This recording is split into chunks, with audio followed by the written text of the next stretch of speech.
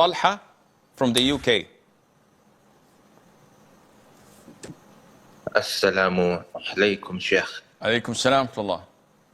Sheikh, I wanted to ask you, when we supplicate for a spouse, I know generally you mentioned before it's better to not be specific, but when it comes to, for example, asking for a spouse who speaks Arabic so that she can correct you on mistakes and you can practice, or if she's from a certain nationality, like an ethnicity that maybe you get along with, are these permissible things? You can ask Allah for whatever you want without transgressing in dua. Oh Allah, I want my wife to be 5'1", and I would like her to be this kind of color, fair in skin, her hair color is this, her eyes are as big as this, her nose is as small as that, her lips are this, and I'd like her to know the Quran in the 10 qira'at, memorizes the hadith, and she has a degree, PhD, preferably in fiqh, comparative fiqh, and I'd like her to be the sweetest person on earth, the kindest, no matter how bad and rude I am, she's always smiling, and I'd like her to... Well, hey, wait.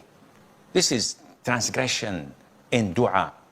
Abdullah ibn al-Mughaffal, may Allah be pleased with him, heard his son making dua. Oh Allah, I ask you for the White House, not in Washington, in Jannah, to the right side when you enter the Jannah. Do you have Google Maps, akhi? What are you doing?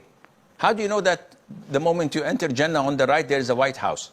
Why can't it be black? What is this? So Abdullah said, my son, this is transgression in dua. And I heard the Prophet ﷺ say, among my ummah will be people who transgress in dua and in wudu. When they make wudu, they take gallons and gallons of water. So ask Allah for Jannah. Oh Allah, I ask you for Jannah. Ask Allah Azza wa Jal for a righteous spouse that would fulfill your wishes. That's generic, that's enough. And trust Allah Azza wa Jal. Don't go into details and check all boxes, because that would be transgression, and Allah knows best.